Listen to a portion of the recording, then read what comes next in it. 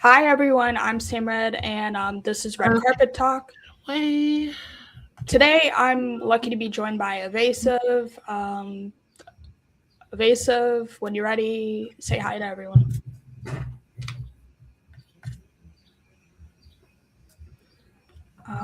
So Evasive and I are going to be celebrating Pride by discussing our favorite queer cinema. I think both of us were leaning against doing a top 5 or top 10 list since representation in general is very important.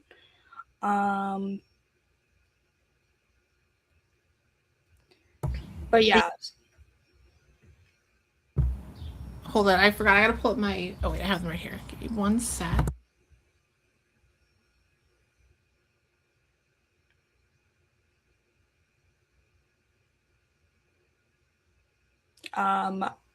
Once Evasive is ready to go, we'll start talking some of our favorites of queer cinema. Okay. Okay, I can hear you. Okay, we're good. You're good to go now? Okay, great. Yes. If everybody else can hear us, let us know.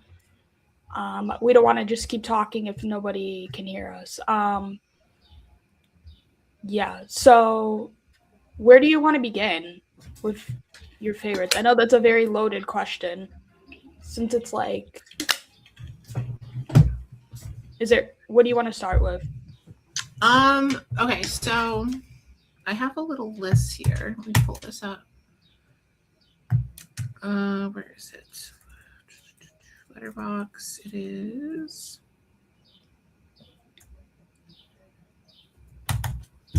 So you have like your own personal Letterboxd list, or do you have like a general Letterboxd list that someone else No, created? there's just like a general like Letterboxd list of like. I'm just trying to refresh my memory of like the best stuff that I've seen. I know there's so much to remember. Like even when I was like recalling stuff, I was like, "Oh my god, that one! Oh my god, that one!" Like I forgot. Like going back over my Letterboxd entries, there's just so much, and we're not going to be able to realistically cover everything. But it just I wanted to just ultimately have like a combo that's a celebration and just like honoring everything that is queer cinema. So well, okay, so I have a list of it's like LGBT.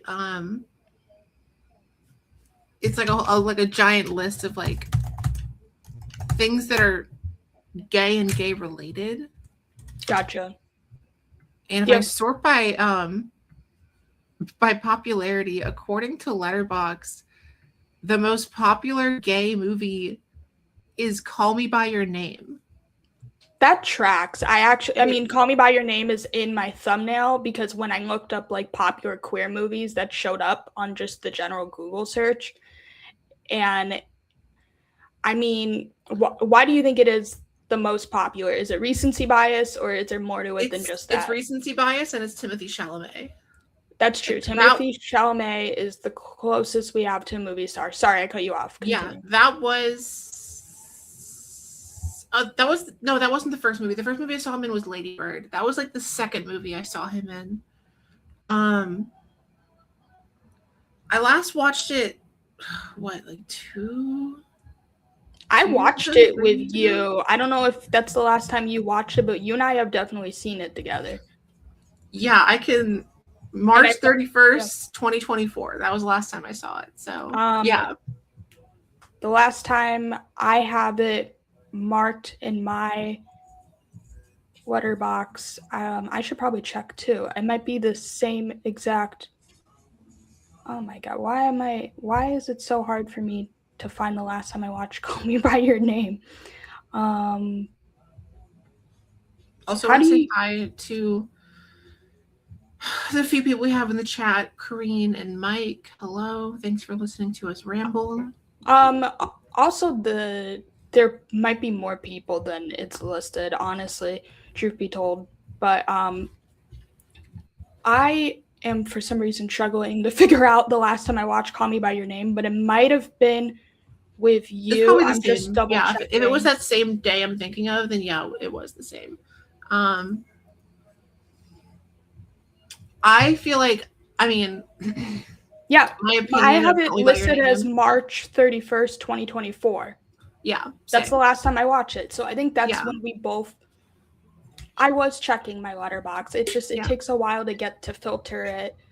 And it would, my Letterboxd literally says March 31st, 2024. And I remember bawling my eyes out when I watched it last. It hit the first time I ever watched Call Me by Your Name was for the Oscars, since I always watch all the Best Picture nominees, and it was one of the Best Picture nominees that year. I thought Chalamet should have won Best Actor that year. And I liked the movie, and the movie touched my soul, especially like the ending. And I think it's like Chalamet should have won the Oscar that year, personally, over Gary Oldman for Darkest Hour. And then I forgot that was who won. Ugh, that was such a nothing movie. Right? I know.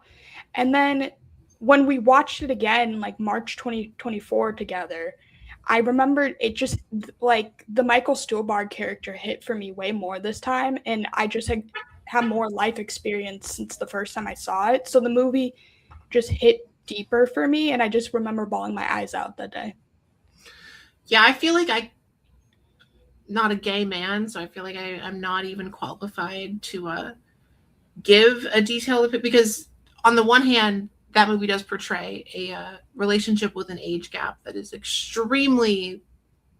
I mean, he's a teenager, and for sure, and Armie Hammer's an adult. Like, but on the other hand, there is a reality to that where a lot of people's first queer relationship is with someone who is too old for them. Like, that is a reality, unfortunate reality, but I think that it portrays that in that accurate way. And also the kind of the ending where, you know, Armie Hammer just up and leaves, and then Timothée Chalamet is left with these emotions that he doesn't know how to process because he's a teenager. Like, I don't think the movie, I mean, in some ways it's glorifying that relationship, but in other ways it's presenting the reality of, like, that is a lot of people's, like, first relationship experience. And from an outsider perspective, it's pretty bad, but that's for many people part of growing up. So I think it's kind of accurate in that way. I think there's nuance to it. There's, like, certain movies that I feel like are dated when they depict those kinds of dynamics that you're talking about. This movie doesn't feel as dated as some other movies I've seen for some reason, and it still works. I don't feel like it's fully glorifying it. I think it's ultimately just a movie about, I mean, like you said, him processing his emotions and just a summer fling ultimately. And, like, the fireplace scene is, like, one of my favorite scenes ever, at the end of Call Me by Your Name. Oh yeah. No, it's obviously very well made. I understand the controversy, but I think it takes a level of nuance to see the ways in which it's, like, not, I mean, it romanticizes it, but it's also, like, not exactly saying, like, this is a good thing either. Like, it's not exactly saying, like, this is, it's complicated. And I think that's part of why so many people regard it so highly. Personally, I don't think it should be the most popular queer film, but I totally understand why it is. What do you think should be? Bias. What is something you love that you think should be more popular that isn't? Yeah, I mean, I have my own favorites. I don't really have any one in particular. I know there's a lot that are just like, oh, they're from the 80s or 90s, so they've sort of not been forgotten today, but younger people today just don't know about them because they weren't around when they came out. For sure. That I definitely want to acknowledge those, especially the new queer cinema movement / queer new wave movement in the 90s. I think it's important to address those pioneers, and especially just the people, even outside of cinema, who had to deal with the AIDS epidemic and stuff. Like, it's important to acknowledge that kind of stuff. Yeah, like, there is, like, okay, so if I scroll down Letterboxd, like, according to Letterboxd, the second most popular queer film is Brokeback Mountain.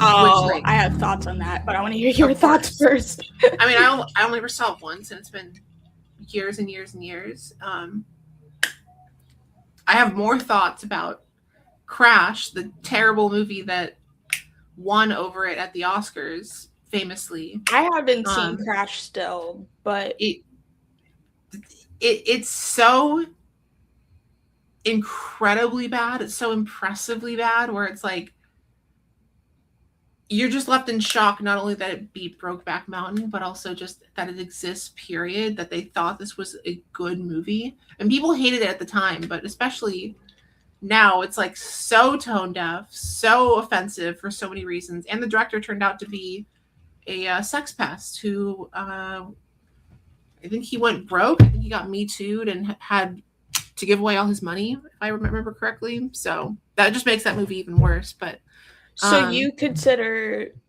Brokeback losing to Crash? Do you consider that the biggest Oscar snub ever, even more than like Saving Private Ryan losing to Shakespeare in Love?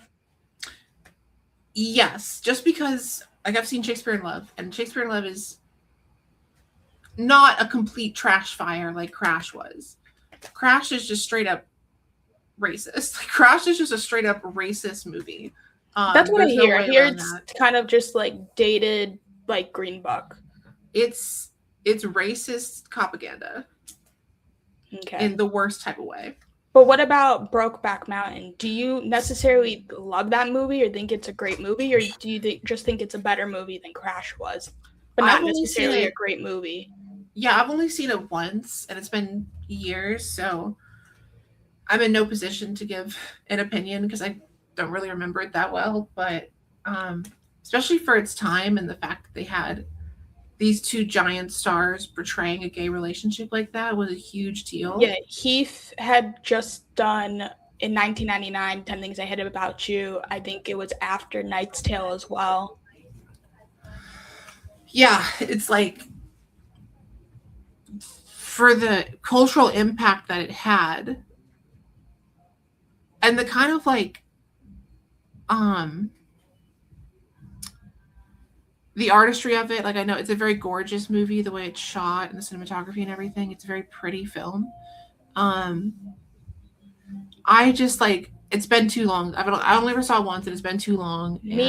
I saw it somewhere more recently, like years later after it had already won, and I just feel like I could be wrong, and people can feel free to correct me, but I personally feel like it's dated now a bit.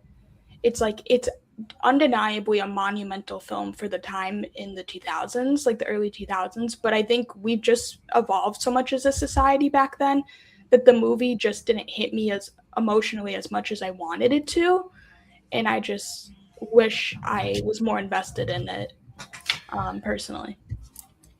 Yeah, but and that's just like, again, I can't really speak on it because it's been too long since I've seen it, but it's because, I remember thinking a similar thing. I was like, oh yeah, no, that's good. Not much else to like. But again, I'm not a gay man, so I'm sure it hits different if you're a gay man. I think the last thing I want to say about Brokeback Mountain is I think part of why it's so popular is it's become kind of a meme. Not a meme, but just like a pop culture touchstone of just like, oh, the gay cowboy movie. Like, even when Heath Ledger was cast as the Joker, people are like, you're gonna choose the guy in the gay cowboy movie? Like, really? So it's just like, I don't know. It's kind of like, I don't know if what I'm gonna say is gonna make any sense. Like, Shape of Water, people are like, oh, it's the fish fucking movie. Like, yeah, I don't even know if people have really watched Brokeback Mountain or just are like, oh, it's the gay cowboy movie, and it just people know it. Yeah, people know it. That's another reason why it's so high on this list.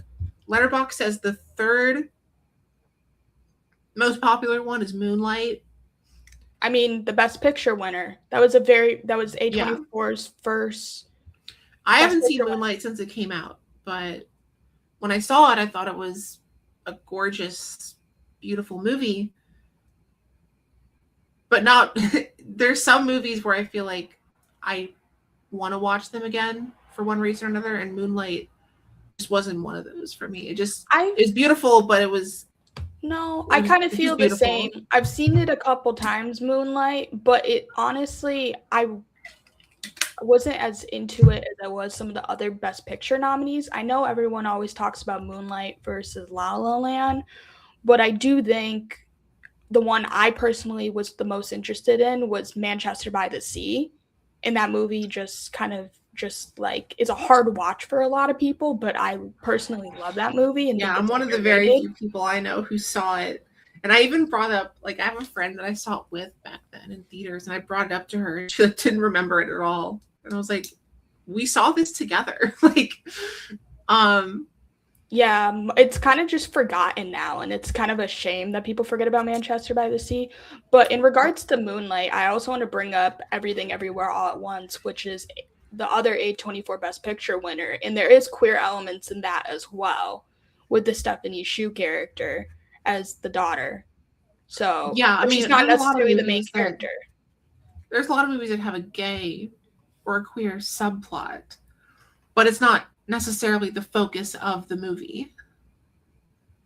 That's definitely one of them. That was part of, I know I was in the minority on that criticism for Everything Everywhere All at Once. It's not that I don't think it's a good movie. It just part of me wishes there's another version of this movie where Stephanie Hsu was the main character. Since I thought her performance was amazing and her character was interesting. And I understand the people have come back at me and said, no, this movie's about a maternal story with Michelle Yeoh and all this stuff. I understand all of that. I just am saying there is a part of me, and I'm not going to pretend like that wasn't the case, that I'm like, I just wish she was kind of the main character. Yeah. I'm just going to, I want to scroll down this list a bit and just going to rattle off some titles that Letterboxd considers to be the most popular. Yeah, we can continue, do like the top 10 most popular, and then after that, maybe we can touch on some of the 80s, 90s movies that people forget about. Yeah. That kind of paved the way. Once we're done with that? Yeah. Okay. Jennifer's Body.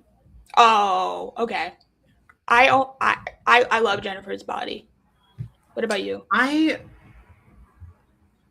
seen Jennifer's Body like 3 times now. Yeah, me too. I did it around that much. I showed it on my live stream last year. I will say Jennifer's Body is kind of racist. There's a lot, like, there's parts of that movie that really have not aged well. I mean, they were racist when they came out too, but like the way that movie treats the, like, you know, one Indian character in the movie, it's just like there are certain things that just like that have not aged well about that movie. But it's especially a classic for bisexuals. Bisexuals love that movie. But there is a lot of nuance to it in terms of like the levels that it goes to, and the fact that it was people, like, it flopped when did it flop when it came out? It was it did flop.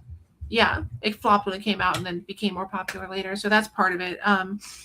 I do think Karen Kusama does deserve some credit, though. I think, if I recall correctly, I think she may be queer herself. Besides Jennifer's Body, she's directed a few episodes of Yellow Jackets, which is also a show with a lot of queer stuff in it. She also is working on developing the video game adaptation. Oh my God, why am I blanking on it? It's the one with Max with the blue hair, I think. Oh my God, I just knew the name. Life is Strange. Life is Strange. Thank you. Oh my God, yes. She's working on Life is Strange right now, and I'm very excited if they do it well, since that's a video game with a lot of queer elements to it. So I do give props to Karen Kusama as a whole. I understand, like, Jennifer's Body, she kind of treats her friend awful, Jennifer, which is kind of the point of the character. I think they're making a point about sexuality and femininity as a whole, that movie. And I think it's a clever satire as a whole that's grown on me with time. Like, yeah, I like it more and more personally. But I get what you're saying. that some stuff is dated. Yeah, it's just too bad. There's just some really racist bits in that movie that are just like, oh, it's so hard to watch now. Some of it, like, especially some of the lines that Jennifer uses, where like,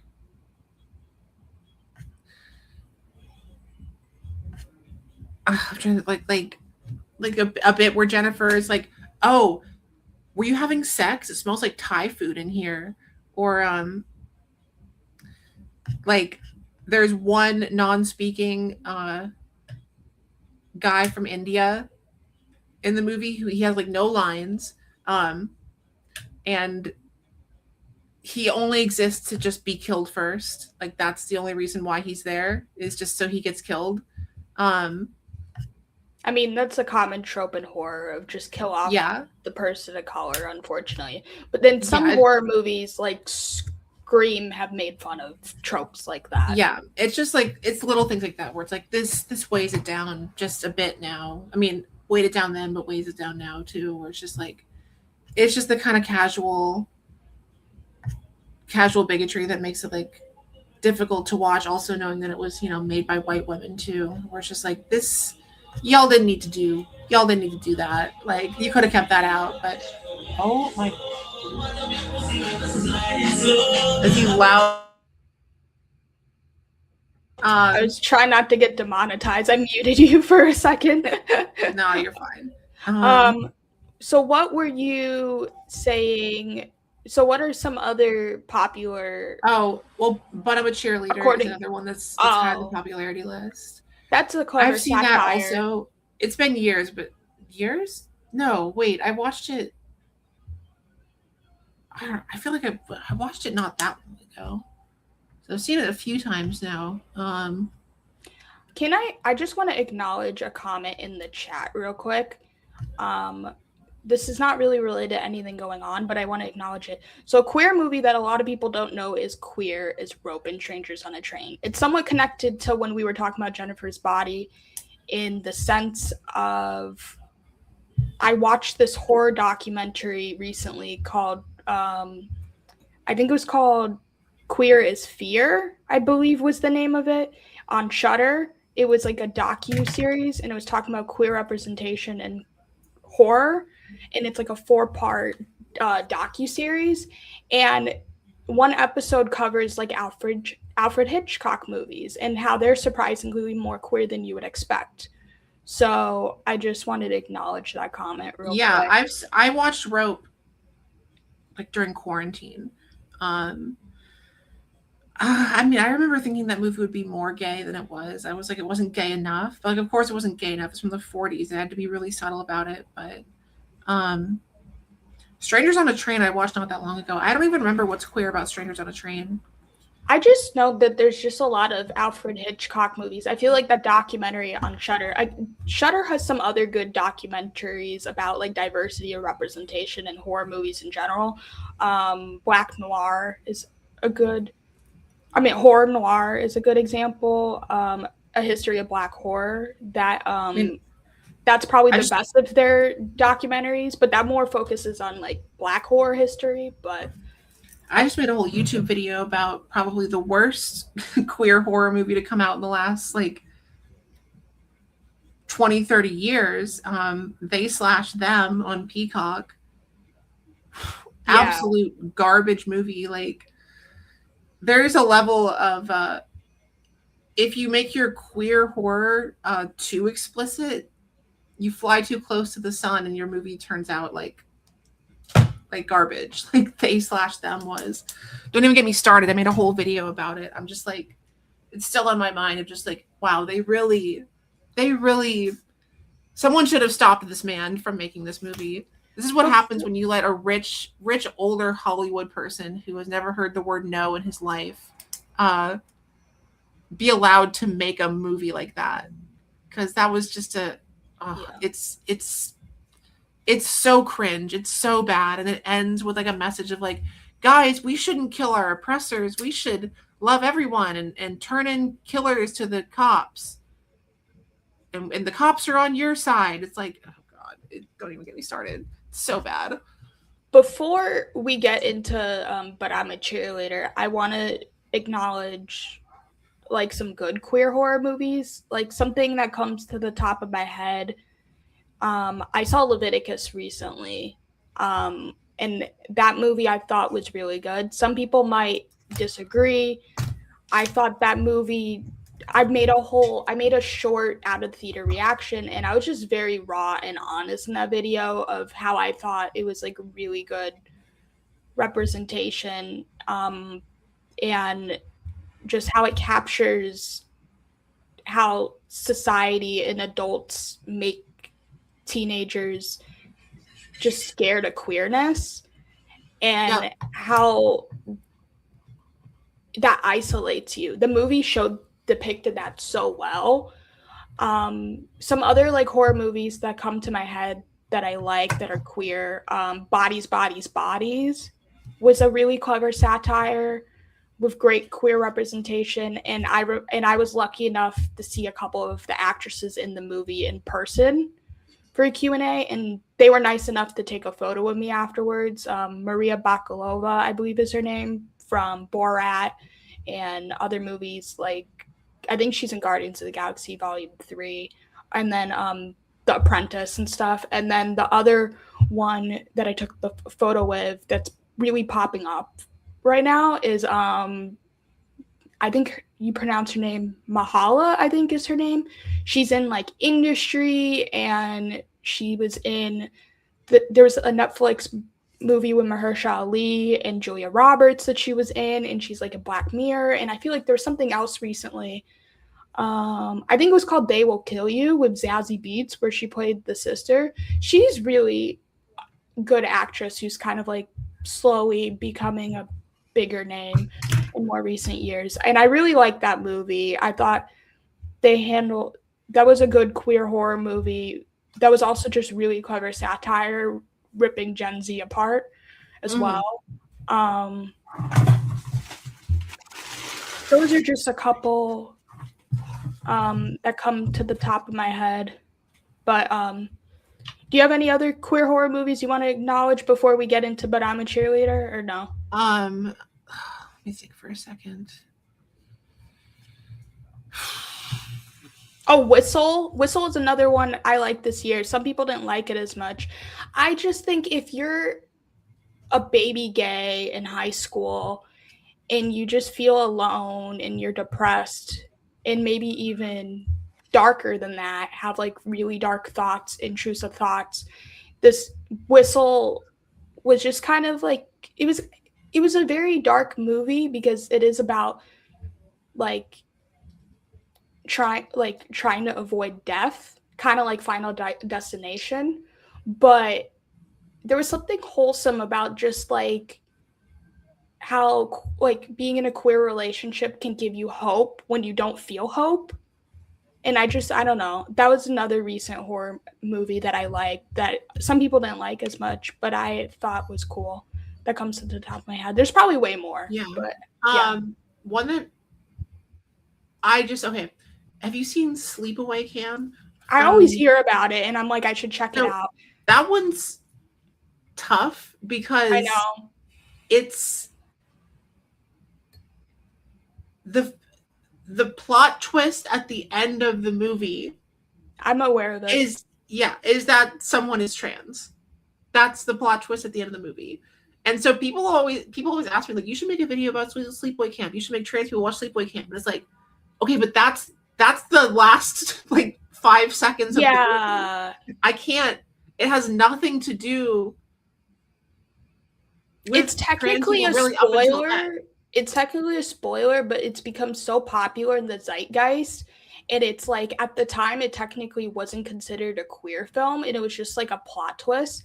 But now retroactively it's been called a queer film. So it's like it's a weird like how are we supposed to feel about this movie? From what I've heard, that a lot of people are like, some people are like, let's embrace it and accept it as one of our own, and then other people are like, no. So it's like, from my understanding at least, that's how my understanding of the discourse. And obviously I talked about They Them, which was terrible. I'm working on another one. It's more of a comedy than a horror, but I'm working on a video about lesbian vampire killers, which is a movie starring James Corden from 2009. It's technically horror. They got vampires. There's some jump scares, not good jump scares, but there's some jump scares. I've just seen so many, like, I haven't seen a lot of like what we would call explicitly queer horror. There's, the Rocky Horror Picture Show, which is not True. a horror movie, it's a comedy. There's also some that are just like, tangentially related, but I wouldn't really call them like queer. Like American Psycho was written by a lesbian woman. True.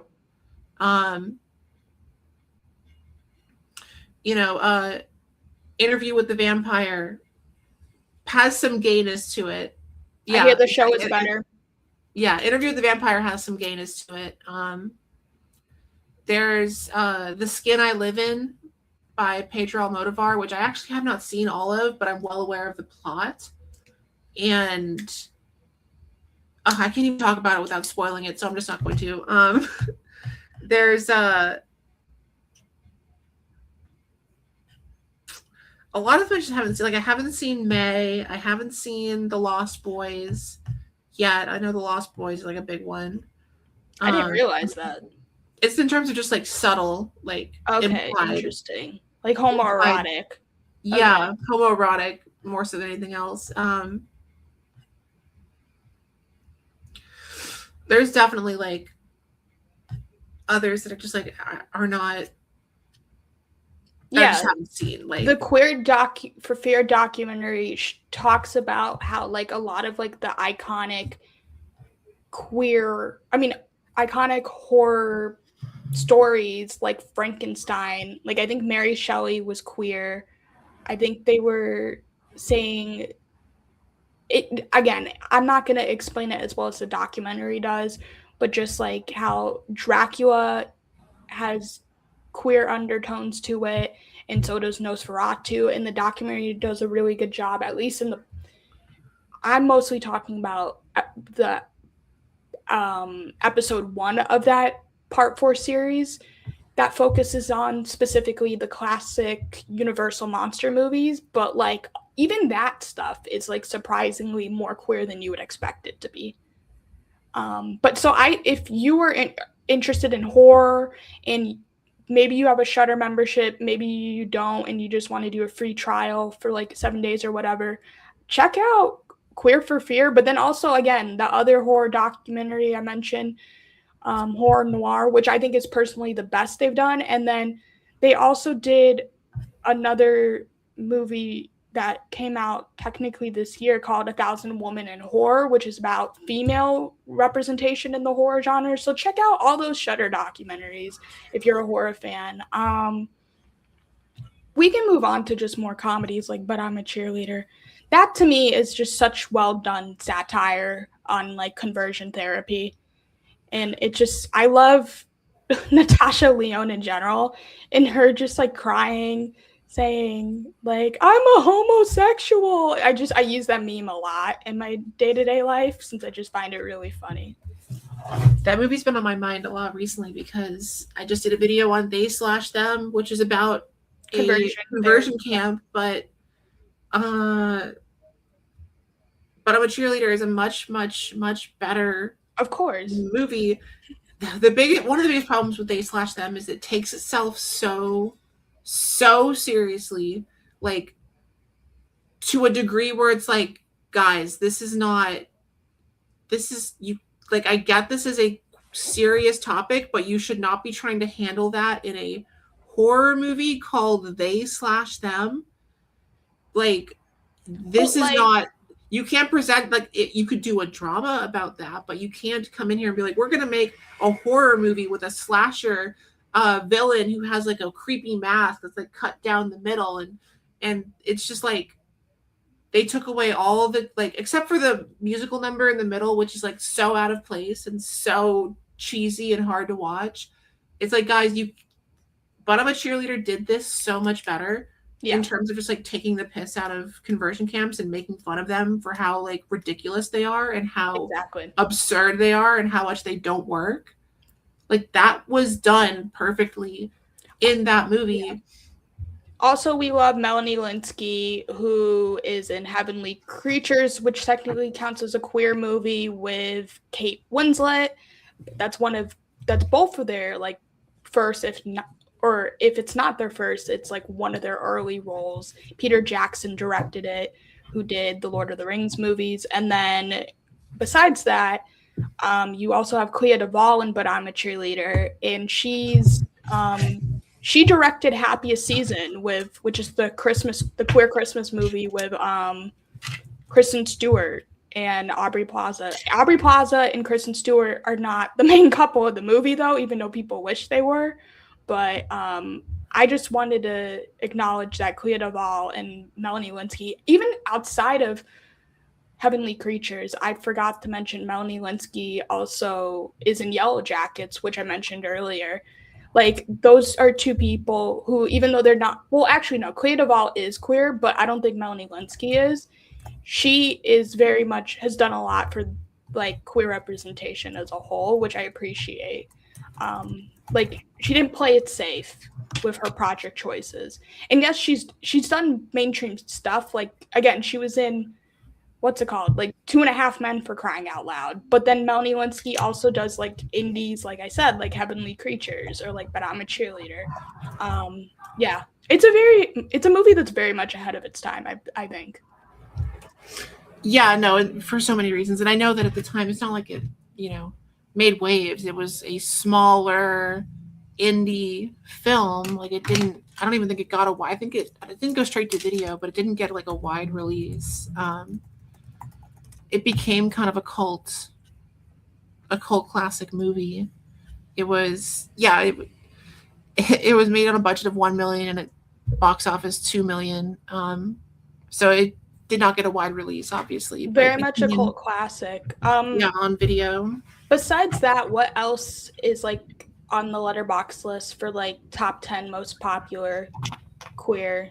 Yeah, well, let me see. Some would consider Mulan, but that's more of a gender in a gender way than anything else. I mean, some people consider Reflection a trans anthem. The Imitation Game. Oh yeah, which is more. I feel like I actually never saw The Imitation Game, but I know that it's more so about just his life and the computer. Since he technically invented the computer. Or the main part of it is kind of just like a side piece of the story, but it's not the main focus. I haven't seen it in years, so I can't really comment how much it was an element of the movie, but I do remember it being a part of the movie. It wasn't like it was totally ignored, which is impressive given, again, I try to give credit to the movies prior to 2015 because that is when gay marriage was legalized in the US. So to me, the movies that do that now, like a good example is Inside Out 2, where I'm like, okay, obviously it was way more queer than they let on and they cut it out. Like that I don't appreciate. But if it's before 2015, I give it a little more leeway. I don't know if you feel the same. Yeah, no, exactly. Speaking of 2015, that was the year that Carol came out. How do you feel about Carol?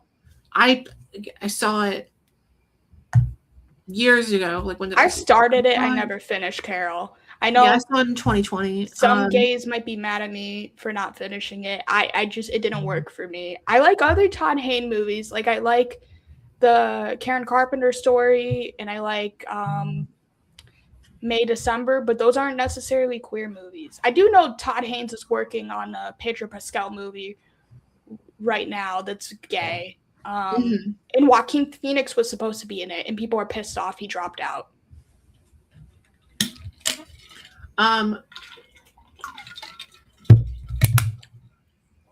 Don't remember Carol well enough to have like much of an opinion on it, but I understand why. It's like a less tragic Brokeback Mountain. That's a great way to put it. Okay. In terms of just like a forbidden gay relationship. Okay, can we talk about the like period piece gay movies? Do you like any of them? Since like for me, my favorite movie of all time is Portrait of a Lady on Fire. Yeah, and that technically that falls into that. But it's like, why do I like something like that, but I don't like Brokeback Mountain or Carol as much? I don't know. I think a lot of it has to do with just the artistry of it and the way it's shot, the way it's presented. I remember when I saw Portrait of a Lady on Fire, I was like, I was expecting more. I remember thinking that it was going to be like, it's a very quiet, very like. It is a quiet movie. It's very intimate though. Yeah, very intimate, quiet, like beautiful movie. But I don't know what I was expecting. I guess the title Portrait of a Lady on Fire, I expected something more explosive. Something more passionate. And that a was lot of it. I mentioned it last week since I was covering my favorite movies last week, and I was saying a lot of it is just like them staring at each other, and yet there's so much behind that. Yeah, so eventually I'll watch it again. Like every movie, eventually I'll watch it again. I've seen so many movies once, and then that was it. So there's so many movies that I need to watch a second time eventually, and that's definitely like high up on that list for me of movies that I need to just like watch again. And so is Carol, actually. In terms of lesbian movies that are not explicitly lesbian, Thelma and Louise is a great example because they're just friends, you know. Thelma and Louise are just friends who, you know, run off together and die together. So is Gina Davis kind of like the queen of those kinds of movies if you add A League of Their Own to the list as well? Because A League of Their Own, the TV show, I hear is a lot more explicitly queer, but I checked out like one episode, but I just love the movie so much. And it was, even though it is queer, and I know a documentary that I felt explored that topic better is the movie A Secret Love, which was a documentary about like an old sapphic couple who one of them was a female baseball player in that league that we see in A League of Their Own, which is a real life story. So it's important to acknowledge like queer pioneers like those women who yeah, and like League of Their Own, I think that movie's great. I've only seen it once, but I don't know why that movie just makes me cry every time. Like I've seen it like I think like at least like 2 or 3 times. It just makes me cry. Like I don't know why. It makes me sad because to this day women never got a baseball league. Not really. You know, there's a women's basketball league. There's no women's football league, but that's a separate issue. But we're starting to get a hockey league, which is good. I went to the hockey game, and speaking of queer representation, it was cool to see Billie Jean King do the puck drop at the first Madison Square Garden match that the women's hockey league has ever done. That was really cool to see. I didn't know about that. That's really cool. Yeah, since the team normally I think plays in like New Jersey, I believe. Someone can fact check me on that. But they're like, we're going to do this special Madison Square Garden match.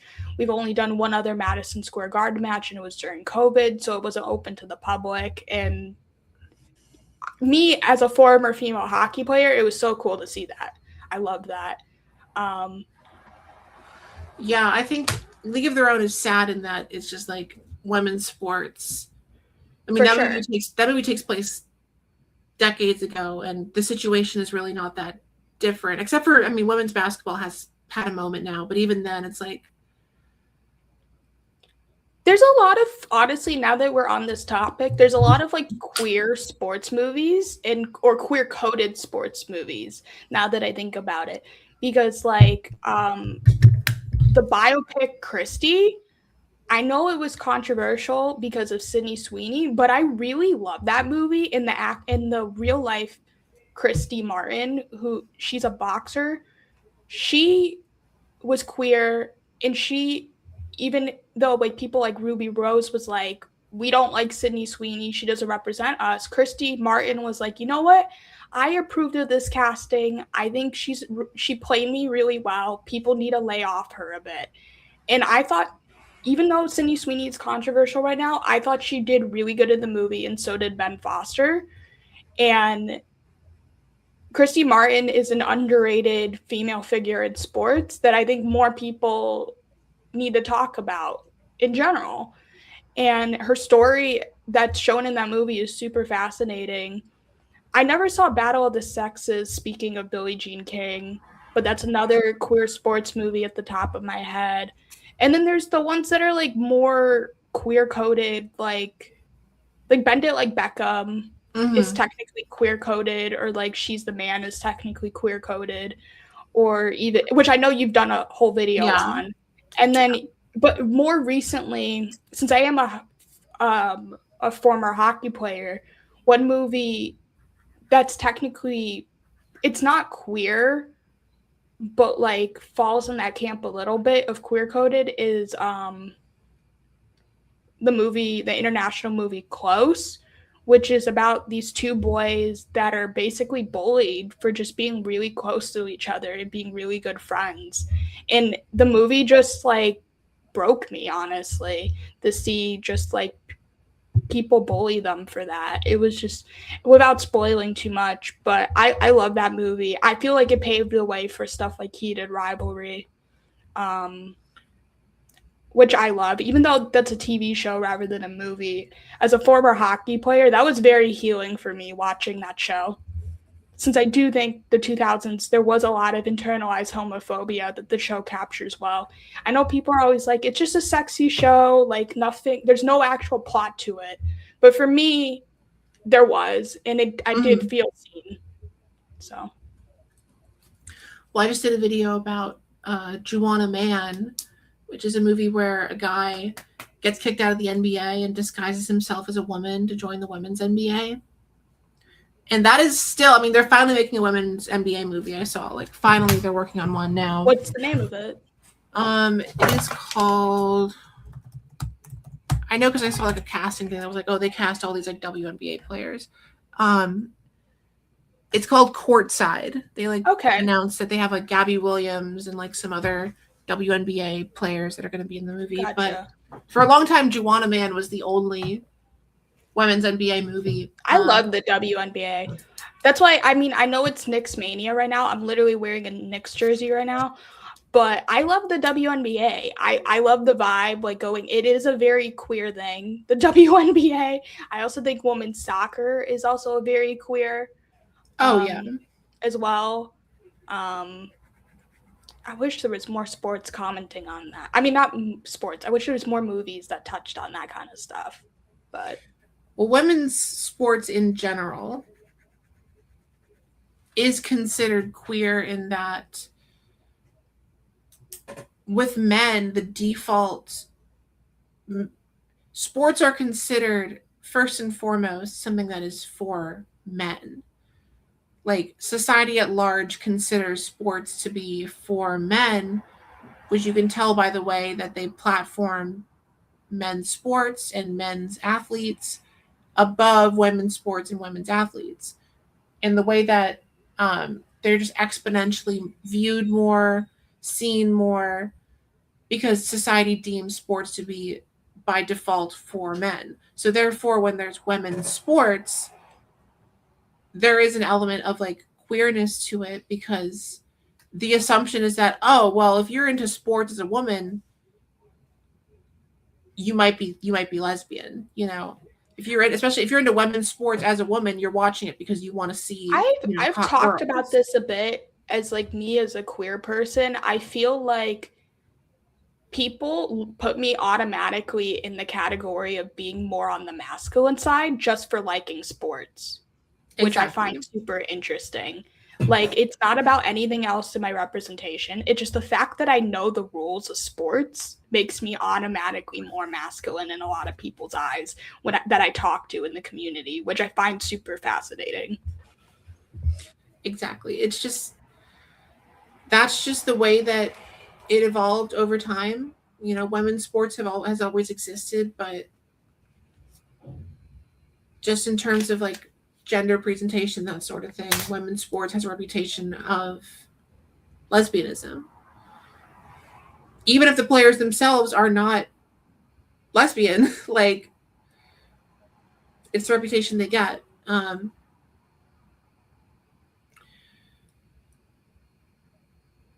You And were I was touching. talking, yeah, I Oh, was just talking continue. about Juana Man. In that movie, there is only one lesbian character, and that's Kim Wayans. There's only one lesbian Oh my character on the god. team, and it's Kim Wayans. Jeez. But I remember in my video, they like, the players that I had watched the movie were all like, if this was real life, like, there'd be way more than just one. Like, they're like, at least half that team would be gay in real Yeah, life. exactly. At least half.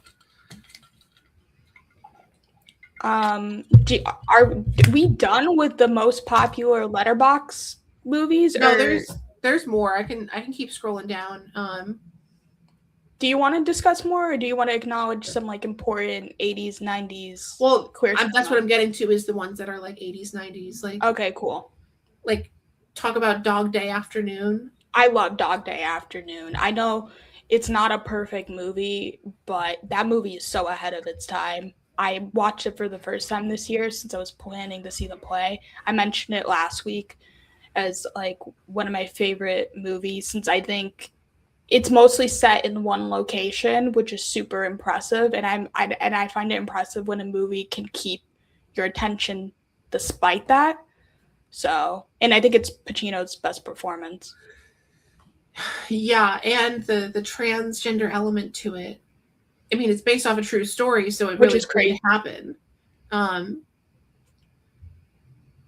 that just makes it all the more fascinating to me, because they don't present it as this, like, you know, I mean, it's scandalous in that he's robbing a bank, but they don't present it as like necessarily a bad thing. Like, they don't present his motivations as being necessarily But even bad. the crowd, I don't know if you remember this aspect to the movie, even the crowd outside of the bank is mixed on their perception of Al Pacino's character. Some people agree with what he's doing, and they're like, you know what, healthcare, especially for like these types of surgeries, are really expensive. Good for him. And then other people are like, no, yes, you're part of the queer community like us, but there's other ways you could go about this, which I find super fascinating. Yeah, they first showed me There's that. nuance.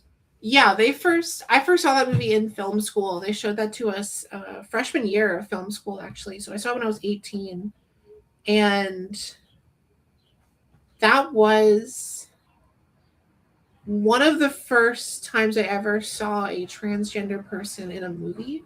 I mean, transgender character in a movie, I should say.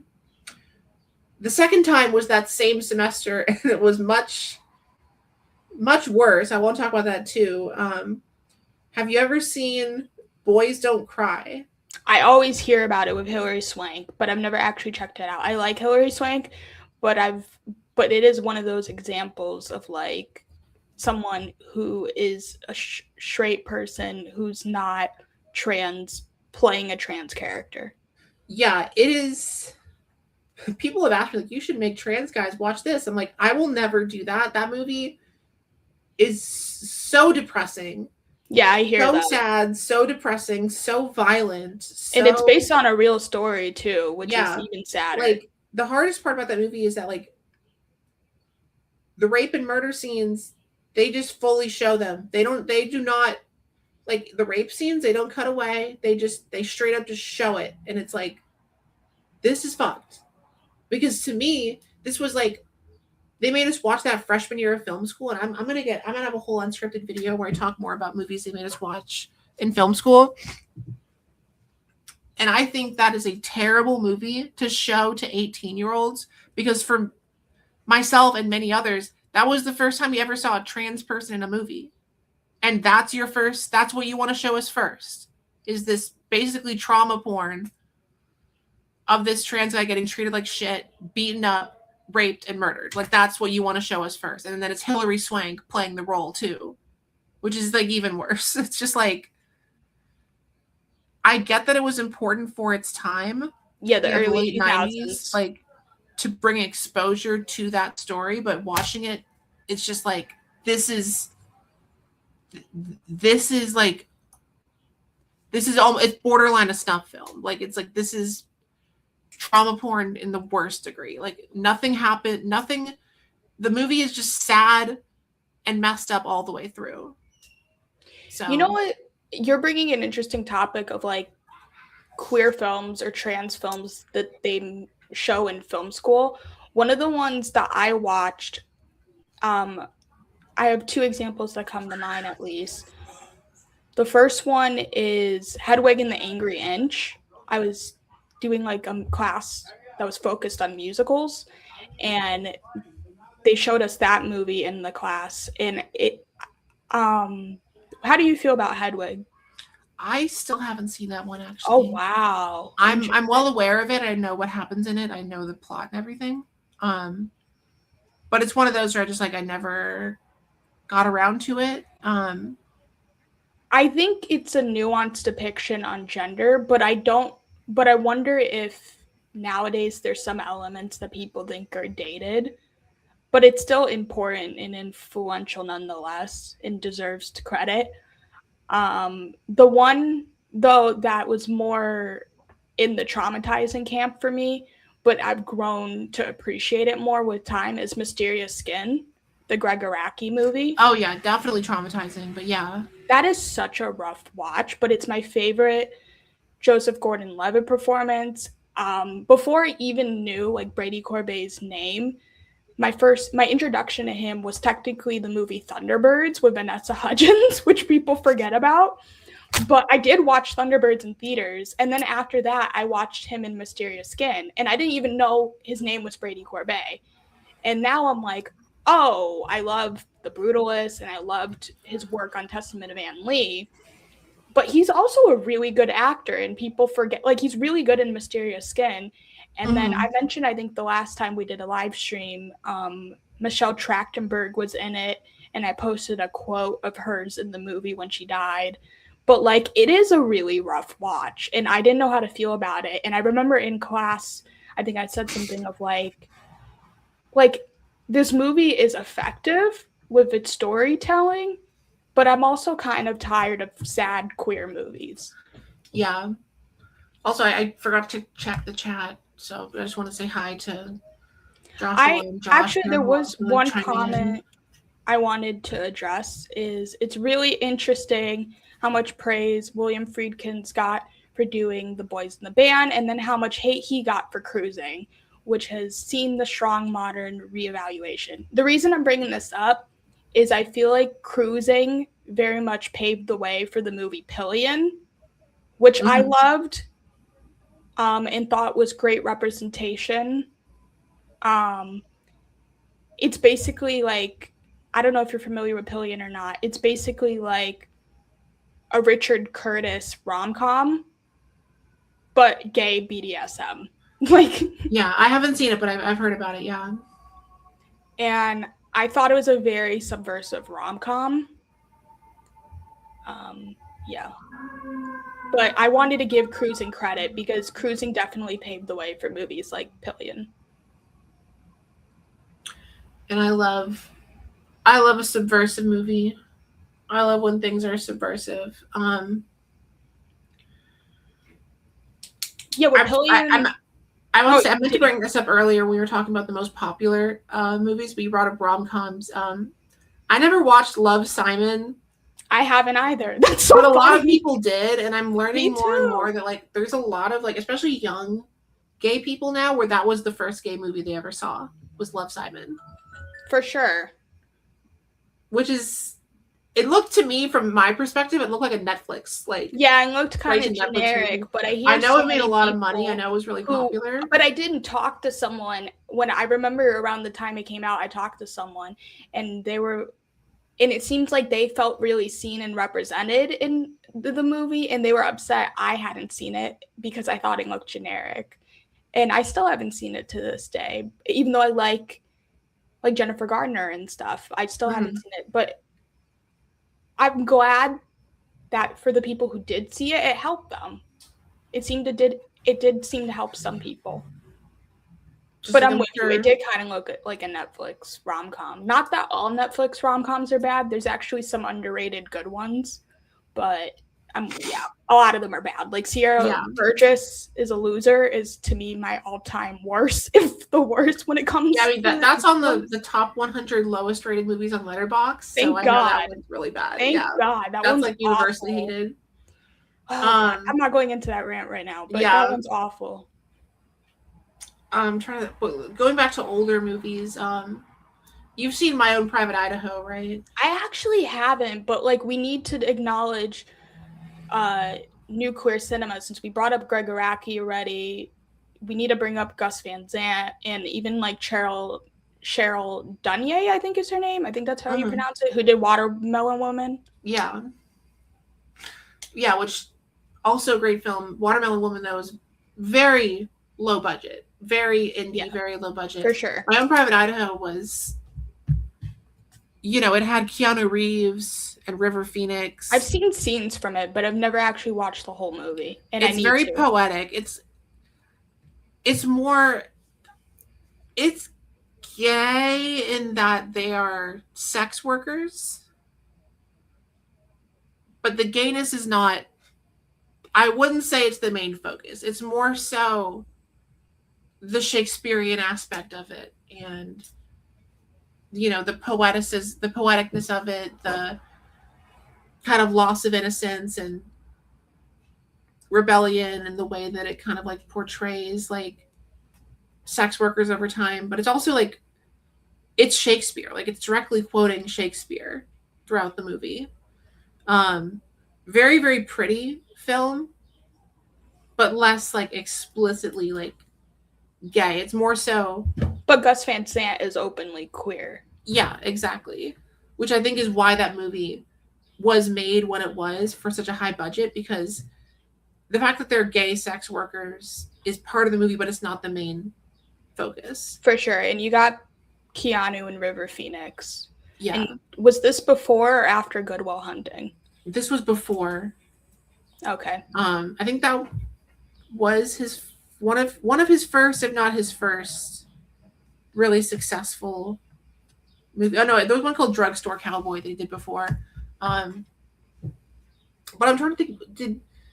I know that Gus Van Sant made the Harvey Milk movie, but I don't know if did he make any other like gay movies? I have no clue. But I the Milk one is one of the ones where I'm like, I should check it out. Similar to like Brokeback Mountain, for years I kept hearing about it, and I'm like, I'll check it out later. But I'm worried that I'm gonna respond to it similar to Brokeback. I mean, it's just a movie. It's about it's a biopic about a political figure. It's in San Francisco. Yeah, it's the person in real life, was gay, so therefore it's a gay movie. But yeah, I've gone to San Francisco, and one of the things I did when I was there is it was like a queer history tour. Mm-hmm. I touched on Harvey Milk, among other things. I remember getting there was the option, I think it was like a pretzel shaped like a vulva, or it was shaped like a dick. And I think, if I recall correctly, it was something like that. That was fun. When I went there.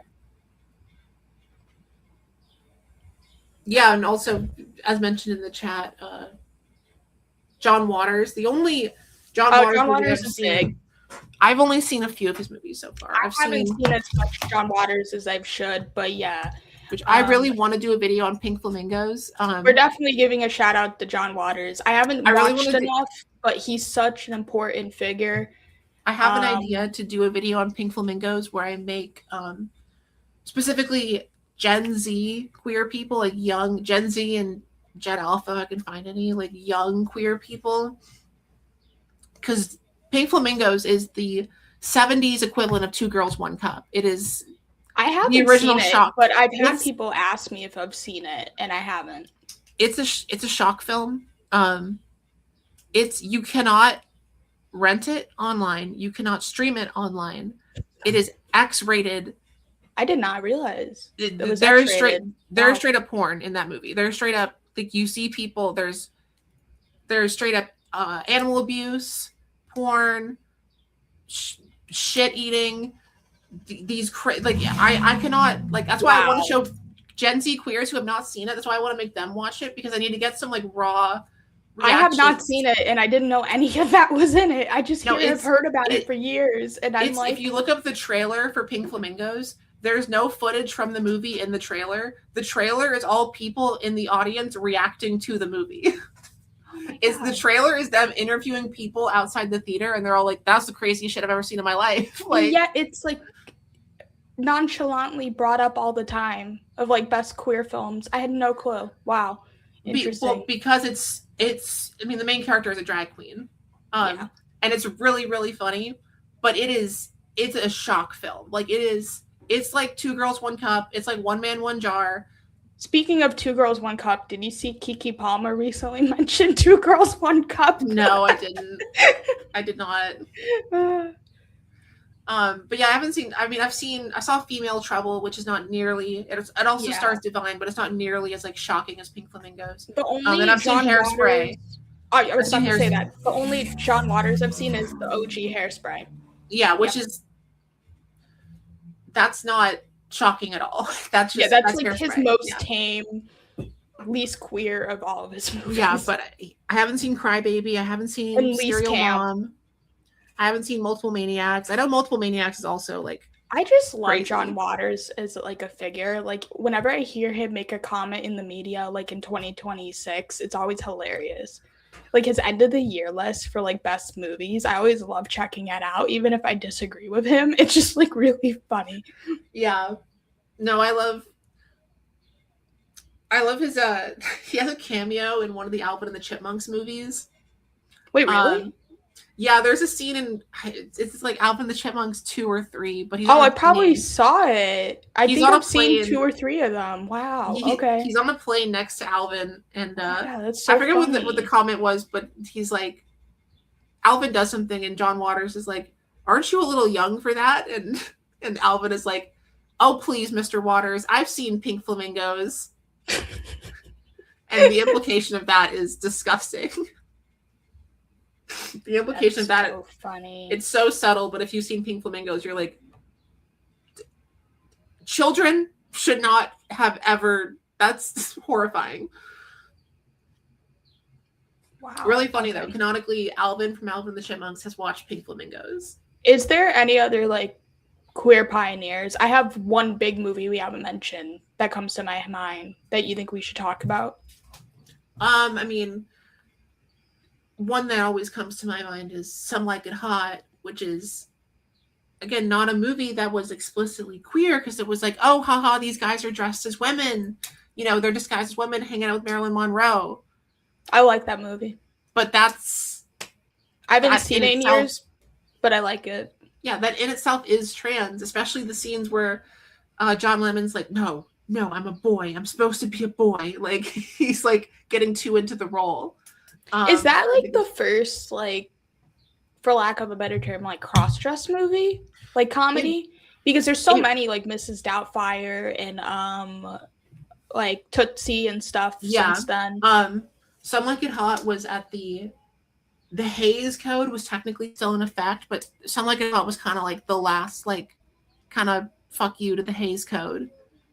Because it, like, broke so much of that code and still came out, and that was when they were kind of like, all right, so that the code is no longer in effect, basically. We should also talk about, like, a lot of these, like, in the closet queer figures, like, actors in, like, early Hollywood, especially, like, the golden age of Hollywood, like Rock Hudson and stuff, and, like, oh my god, I'm blanking on, like, all of the cool, like, I think Marlene Dietrich. Am I right? Greta Garbo? Mm-hmm. Like, those people, so many of the times, like, their PR people would purposely like put them in these lavender marriages, is what I believe is the term, where hiding that they were queer. If you go back to silent cinema, you even have people like Rudolph Valentino, where that was the case. Yeah. So there's a long history of like people of like queerness in Hollywood. It just a lot of people were not out, but and then also like there's films that are subtly queer. Like I didn't realize Rebel Without a Cause technically counts as a queer movie because of the best friend character. Yeah, they had a skirt around it because of like the Hays Code and stuff. Midnight Cowboy is another one that technically counts as a queer movie. I've been wanting to see that for years. Yeah, I haven't. Oh yeah, you really should. That's also like a great New York movie, but I hear Midnight Cowboy. It's online. It's like My Own Private Idaho, where it's like it's gay in that he's a sex worker, you know, doing gay stuff, but it's not. He's straight because he also does straight stuff. It's kind of just gay subtext, more. It's not really like. It's so interesting since that's the second time you brought that up of just like sex work being seen as a queer thing if you're a guy. Yep. That's so absolutely interesting. Even though most of Midnight Cowboy, he's having sex with like older women. But that was like the first X-rated movie to win Best Picture, I believe. Yeah, which you watch it now and it's like this is an R-rated movie. Like it's their standards for what was X-rated back then were way, like the bar was way lower for what they considered X-rated. You watch it now and it's like, oh, this is not Pink Flamingos. That's an X-rated movie. That's still X-rated. Midnight Cowboy, not so much. But that's the one where he says, isn't that the one where he says, "Hey, I'm walking here"? Yeah, like, that's a very New York movie. Yeah. Yeah. That's where that quote comes from. Also, we forgot to mention when we were talking about the 90s, we didn't mention, well, even the 2000s, because this list is kind of not sorted very well. We didn't talk about Blue is the Warmest Color. How do you feel about it? I haven't seen it, but I love both actresses in it. Adele, I can't pronounce her last name, and then Leah Seydoux. I watched it once, and I have not watched it. Like I watched it like during quarantine. And it rubs me the wrong way that movie was directed by a man and there's so many like explicit lesbian sex scenes, like the male gaze is I've like heard all over that movie. a lot in recent years. I didn't hear that years ago, and for years I was like I should check it out. Again, I always like to tell people don't realize that technically counts as a comic book adaptation. But yeah, technically.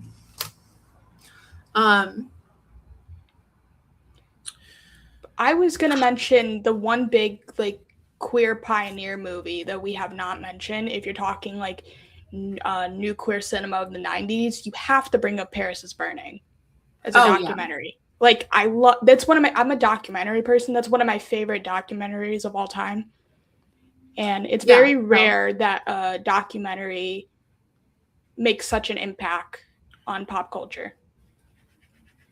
Yeah, have you seen the show Pose? I haven't, but like I was talking about it earlier today. There's a whole episode of Pose where it's like the characters' reactions to when Paris is Burning. Oh, I did not know that. There's like a whole episode where they're like, there's this new documentary that just came out. It's all about us. Like they're all like freaking out about it. No, it's a great. That's so funny because you want to know why? From my understanding for Pose, Ryan Murphy approached the director of Paris is Burning. I think her name is Jenny Livingston. Someone could fact check me if it's wrong. I believe that's her name. Was like, would you want to do the show Pose based on Paris is Burning? She's like, no. I meant it as a documentary, and technically I count as an outsider to the queer community. So which I don't think sense. Yeah. I am qualified to be doing it even if I wanted to. And then Ryan Murphy's like, I'm going to do this show kind of inspired by Paris is Burning anyways, but not call it Paris is Burning or like, so it's really funny. No, because Paris is Burning is a plot point in the show. Same way the song Vogue by Madonna is a plot point in the show because the show takes place in the late 80s, early 90s. And since Vogue is basically popularized the underground ballroom culture scene in Paris is Burning. Yeah, exactly. Also in the 90s, I did a live stream recently where we watched The Birdcage. Another I like huge that movie. for It's a great movie. I just think it's not that I don't consider it like an important queer film. I just think it is a little safe. Like, I don't know if that makes sense what I'm saying. I mean, yeah, it had to be safe. It was big budget movie. But it's a great movie. In the and 90s, like Robin Williams is great in it. Gene Hackman's great. Yeah. Bound is another one from the 90s. That's like the biggest gap probably for me, where it's like I dang. started the movie. I was watching it for a class, and my professor's like, you don't need to finish it, and I was so mad, and I still to this day haven't finished it because if you get a chance this month, I know everyone's always like, how you need to finish it ASAP. It's also like it's complicated all the more by the fact that when it was made, people were like, oh, this is a lesbian movie by two straight men. And now we know they were not straight men. Yep, exactly. Which adds a whole other layer to it. It's arguably the best neo-noir. Yeah, no, it's so good. It really holds up.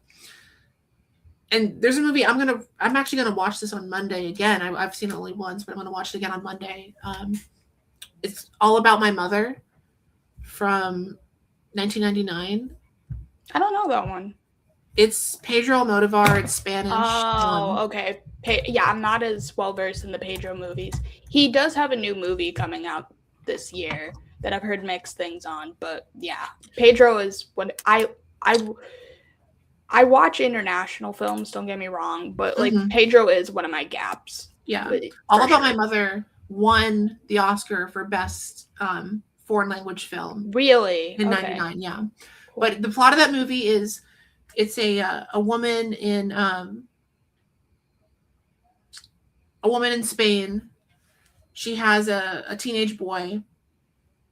Her teenage boy suddenly like dies in a car accident, and she goes to go track down like the boy's father who never met him, and tries to like figure out tries to go and find him and tell him like about the son that he never got to meet. And it quickly becomes apparent that the boy's father is no longer a man. Like, that's not even really a spoiler because it becomes very clear in the first 30 minutes of the movie that the boy's father is transgender. And that's the central, it's like she's working with transgender people, like a transgender community in Spain to try and track down. And this is the 90s. Wow. Very yeah, and this is in the 90s. Yeah. Cool.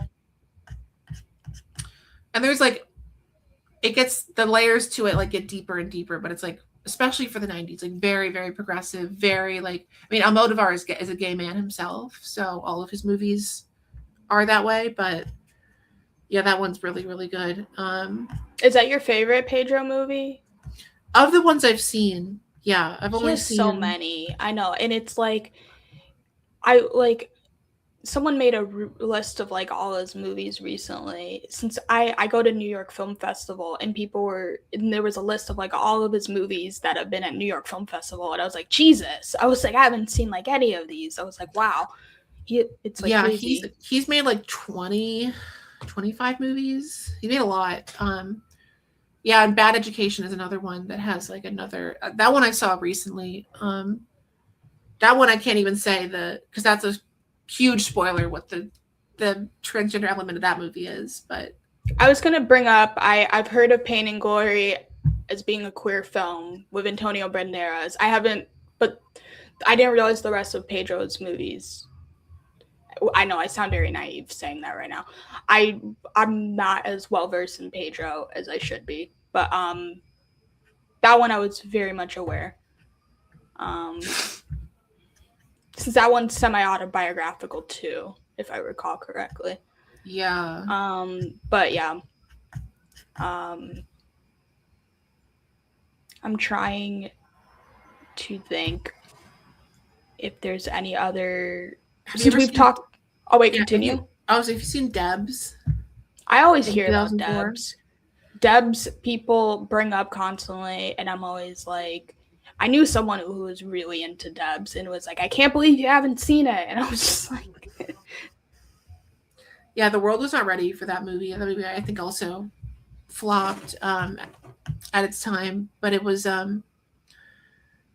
it's advertised as like, oh, it's some cool teenage girls. It's kind of like Charlie's Angels, like cool teenage girls who are like super spies and fighting crime. And then you watch it and it's like, okay, but they're also gay. Like the marketing did not really show that. But yeah, no, these girls are gay.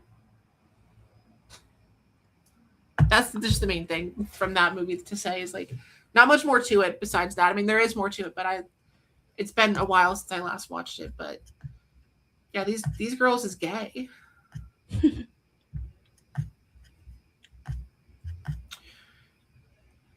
oh yeah.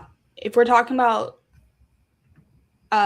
trans filmmakers, since we brought up Wachowskis, we got to bring up like one of the biggest trans filmmakers right now, and the fact that they were at Cannes recently to promote why am I blanking? Camp Miasma, and the title is so long, but y'all, if you've heard of the movie and seen the trailer, you probably know what I'm talking about. Teenage Sex and Death at Camp Miasma, I think is the name of it. But yeah, so I saw the TV Glow. Yeah, I was so out of the loop. I did not even realize there was another movie coming out. That is, I mean, when I saw that movie, like, I was just relieved that I didn't relate to it. Like, watching it, I was just like, it expressed a part of my brain that I've like long since gotten over and long since passed. That's good. Like, a lot of people saw it and it had like a very like profound effect on them. But when I was watching, I was just like, I relate much more to Maddie in this movie because she up and left her old life and then comes back later. That was what I related to more so than the main character Owen, where it's just like, I've already been through this, so it didn't affect me in that way. I think a big thing with that movie, I remember hearing the story. I'm not of like someone who was like older but queer, who said, I wish I saw this movie when I was younger, since if I had seen it sooner, I might have came out as trans when I was younger. Yeah, like what J.K. Rowling said.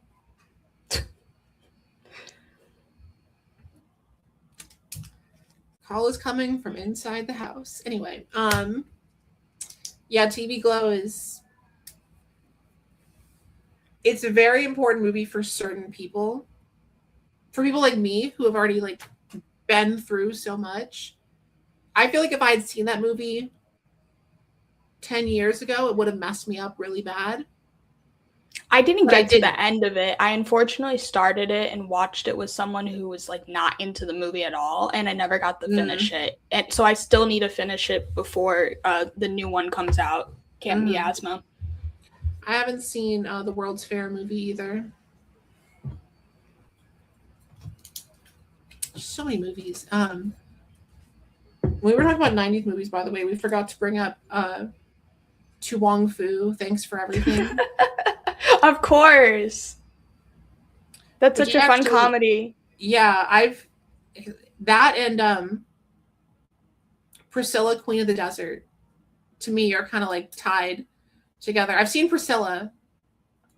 Wong Fu, I actually have. I know. I feel like I've seen it because I know so much of what happens in it, but never actually watched it all the way through. But obviously, I should. Well, this is an interesting comment about I saw the TV Glow. A lot of people who had supportive parents/households didn't vibe with TV Glow because their experience was so different. What do you think on that? That's probably true. I mean, relatively speaking, my family was supportive of me, except for my dad at first, but he came around after like a year or so. So to me, that was a different experience. But I can very much see how that would mess you up even more if you don't have a supportive family. It's okay if I bring up this next comment, or do you want to talk about more 90s or? Oh yeah, no, go for it. So someone I said, haven't seen that, actually. Oh, one movie that you guys would like is Saving Face, not Grace, about a lesbian and her mom. I like that movie. Oh yeah. If you're talking about like Asian representation, like queer representation, there isn't a lot. The only other movie that comes to mind where they're the main character is Fire Island. We talked about like Everything Everywhere All at Once, but like that is Stephanie Shu is the supporting character.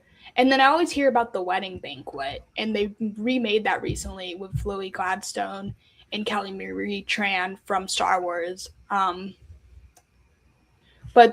I feel like that's like it's so funny because like Greg Araki is like one of the most influential figures for queer cinema, and he's like an Asian man. But then in general, outside of that, it's like there isn't that much like Asian queer representation in media in general. In regards to South Asian, since I feel like people forget about South Asian representation, there's this international film called Fire. I think Persian version might also count as South Asian as well. But yeah, I think, yeah, it's important to just show, since so much of queer cinema is very white-centric, it's important to have variety. Yeah.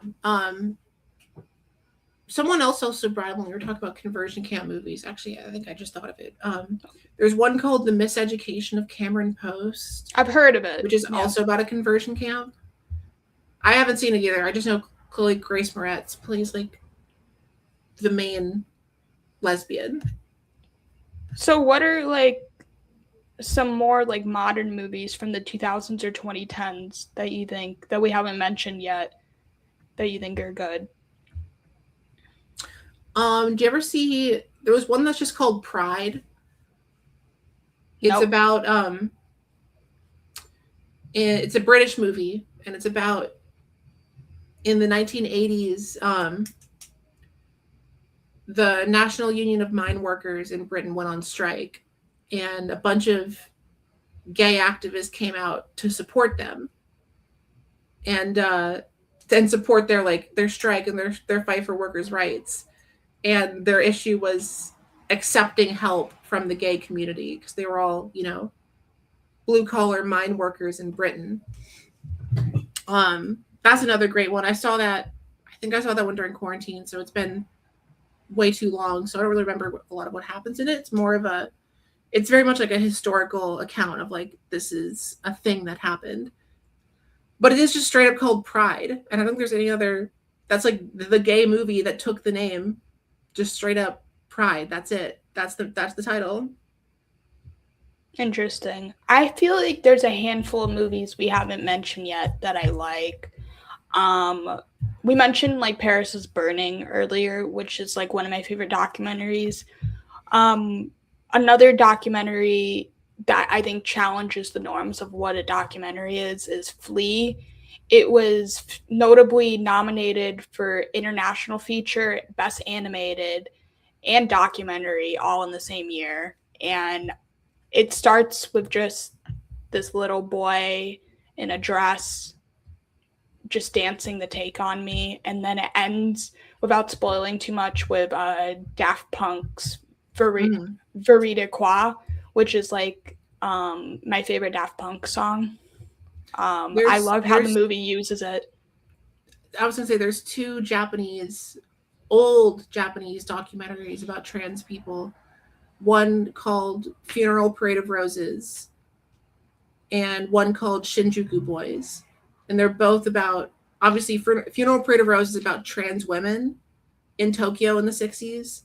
And that one it's a documentary, but it's like artistic. It's more like a pastiche of like, here's all these like very artistic kind of pastiche of like gay, trans, and cross-dress culture in Tokyo in the 60s. And then Shinjuku Boys is specifically about transgender men in Tokyo.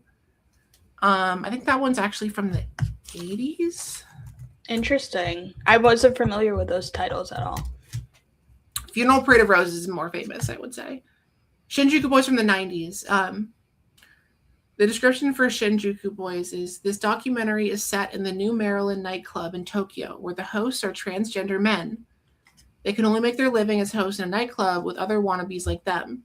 The young women who come there often have relationships with them, but the underlying fear is whether such a relationship can withstand the pressures on a girl to get married and have children. And then Funeral Parade of Roses, the description is from 1969, and the description is, in 1960s Tokyo. Oh, I guess it's partially a documentary, but partially not a documentary, which is weird about that movie. It's like one of those where it's like they blend documentary and non-documentary. I forgot the term. Docudrama? Yeah, because there are like interviews with people on the street in that movie, but then there's also parts that are just like, when I watched it, I couldn't even give it a rating because it was like so outside of like your typical narrative.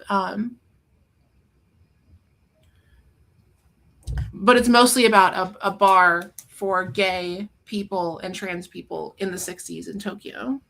I want to transition to a comment of Tokyo Godfather. I know you like that one. We mentioned that on the last live stream we did together. Technically counts as a Christmas movie. If you're talking like Christmas queer movies, there's actually more than you would expect. I brought up Happiest Season earlier, which Clea Duvall directed with Kristen Stewart and Aubrey Plaza and Mackenzie. Oh my God, what's her name? She plays a lot of queer characters. Like she plays Yorkie in Black Mirror, which is like a big queer episode for Black Mirror. But yeah, and then Tangerine is a Christmas movie that's queer technically. And then even like Family Stone has like queer elements to it. And it's like, I know that scene is a little bit divisive, like where Sarah Jessica Parker is being like mean, but it shows you the culture of the time, like the 2000s. And I love when Diane Keaton died, I posted a clip of that scene because I love how Diane Keaton's character responds to Sarah Jessica Parker's character in that scene. Like, she's just like, you're being a bigot right now. Like, she doesn't explicitly say that, but like, she just responds so well. And then she's just like, you're a human, you're awesome. Like, she responds like the perfect way to the whole situation. But yeah, there is some queer Christmas films, surprisingly. And then another comment I want to bring up is some good modern ones. I obviously love Booksmart. That's my second favorite movie of all time. I don't want to go into it in depth right now because I kind of went into it last week when talking about favorite films. But like, in regards to queer representation specifically, I love that it's a coming of age movie that's not about coming out. And it's just like, she's already queer, and it goes in a way you don't expect necessarily. Whoever said this, yes, Booksmart is an all-timer. I'm with you. You get me. Okay, someone who gets me. I'm like, okay. I've got one from the 90s that there's so many 90s examples. There's a movie called Orlando from 1992. It's bizarre. It's Tilda Swinton. Oh, wow. I have heard of that one. Yeah. It's Tilda Swinton, but she is immortal and can change genders. And it's like their life over the course of like several hundred years, changing genders in England. It's like old nobility England. I forgot who told me about this movie. I feel like, I don't think it was you. I think it was someone I met at like an autistic event who was talking about this movie. It's a bizarre concept. Like, oh, this sounds fascinating. And I like wasn't super familiar with it. And they were telling me about it. And I was like, yeah. Yeah, it's it's a bizarre, like, I forget the reason why Tilda Swinton's character is like able to live forever and change genders. It's some kind of like fantasy element, but it's like hundreds of years in the life of this person who keeps changing their gender and living forever. It's like, does it count as fantasy or no? It's fantasy. It's definitely fantasy. In regards to queer fantasy, one movie I saw last year that I really liked that went under the radar, it technically counts as a comic book adaptation, which I hope doesn't detract from people. I mean, I hope people don't criticize the movie or judge it because of that, because it's really a small indie film that like IFC did, and it's like it has Micah Monroe, Emma Corrin from The Crown, Nicholas Galitzine, who's playing He-Man right now, and then Felicity Jones is in it. And Charlie XCX is in it. The thing I loved about that movie, it kind of like awoken something in me, since the whole movie is about female storytelling and why female storytelling is important. And basically, to pass the time, Emma Corrin's character is telling like Micah Monroe's character's like story, like the story about Charlie XCX. And it is a fantasy movie. And there's just something that was so cool. And I was just like, we need more queer fantasy. I guess a movie that technically is queer coded that's fantasy is Nimona. Did you ever watch that animated movie? I think it's on Netflix. Nimona? Yeah. Oh, that was the one that got canceled and then brought back to life. Exactly. It was clearly not finished when it, like, the animation was clearly unfinished. That's another one that I was like, we need like cool subversive fantasy storytelling like this, or 100 Nights of Hero, and it awoken something in me, and I was like, it'd be cool to work like on a project like that someday. But there's not a lot of queer fantasy, even though fantasy and even sci-fi is a very escapist medium, where it's like it gives us a sanctuary, like a lot of people a sanctuary. And yet last week I brought up, in regards to the sci-fi realm, I brought up Janelle Monáe's Dirty Computer, which is on YouTube. But it's like we need more queer fantasy sci-fi movies. Like, seriously, it pisses me off we don't have more. It's like, because it's like so important for us to have that. I guess some other like modern queer movies we haven't mentioned yet that I love, a big one is Shiva Baby. I'm more of a Shiva Baby person than a Bottoms person, which I know is controversial. What about you? Do you like either of those movies? Yeah, I saw them both. I was kind of ambivalent on both of them, but part of that is because I knew Rachel Sennett in college. Like, she was a few years above me, but she once opened for the comedy team I was on. That's fair. NYU. So I had spoken to her in college like a few times. I wouldn't say I knew her.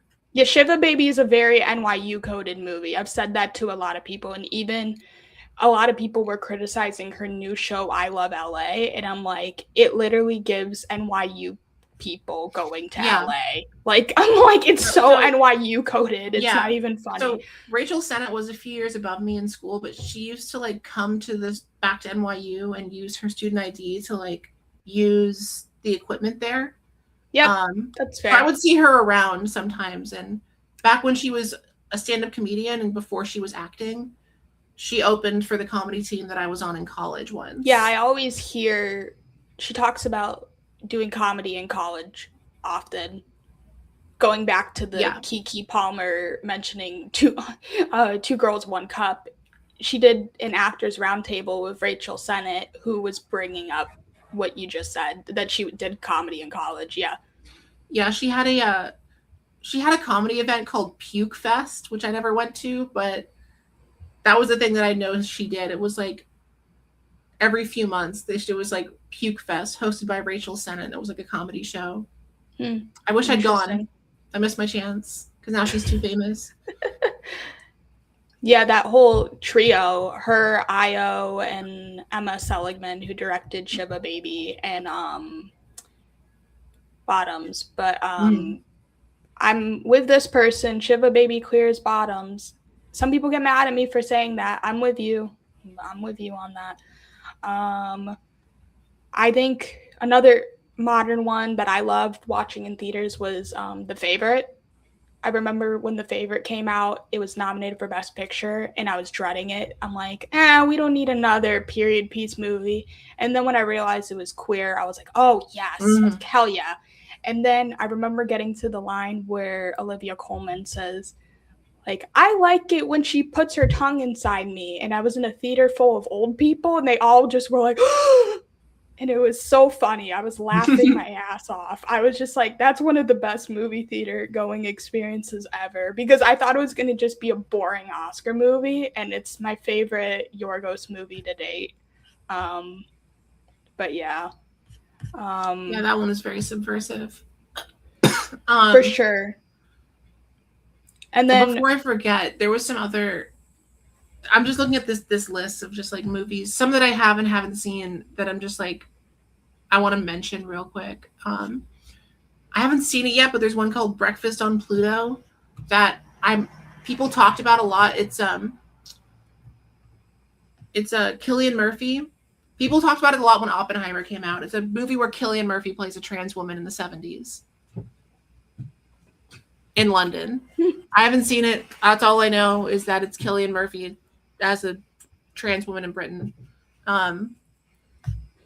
There's that Desert Hearts from 1985, which I saw at Metrograph years ago. And that's like a road trip lesbian movie from the 80s. There was a lot more gay movies than people. I think the young people don't realize how many gay movies there were. Exactly. Well before it was legal.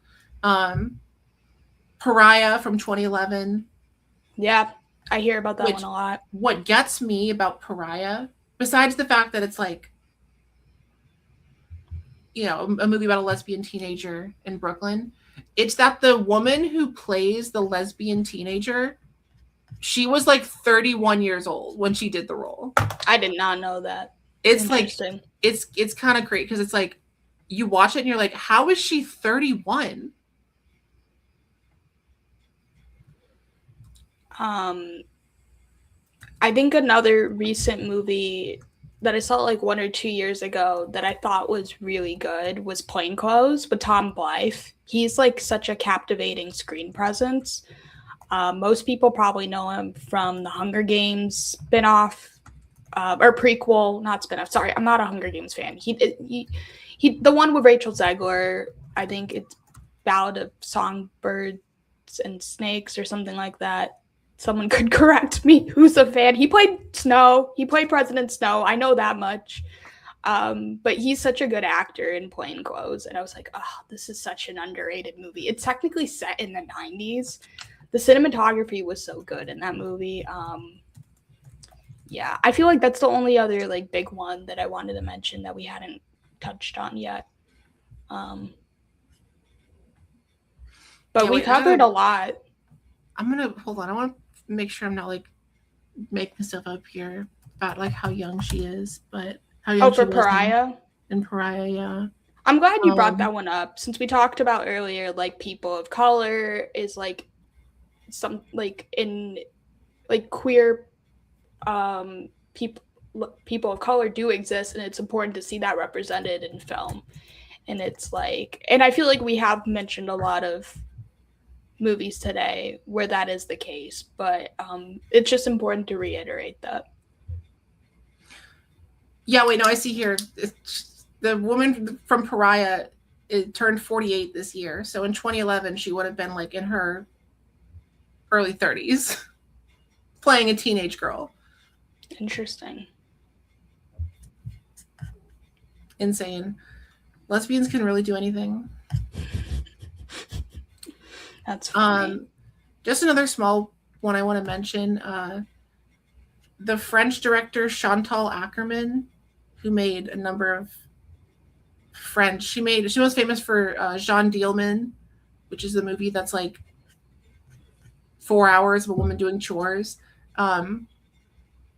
She has one called J'ai tu elle, where it's very slow, very like kind of self-portraity, where there's a scene where she like shows herself having lesbian sex, and then it cuts to her like eating a bag of sugar with a spoon. It's just like an unbroken shot of her eating out of a bag of sugar for like 3 minutes straight. There's one that I saw recently called Portrait of a Young Girl at the End of the 60s in Brussels, which reminded me a lot of Before Sunrise and Before Sunset, where it's just this girl having like a day almost in real time and these long conversations, but then it becomes clear the longer the conversation goes on that she's gay and that she doesn't want to talk to this man. Just little things like that. There's a movie called Girlfriends from 1978 that I watched. I don't really remember that well. The Incredibly True Adventures of Two Girls in Love from 1995. Great film, but it's been too long since I've seen it. I Now Pronounce You Chuck and Larry. That's a movie that exists.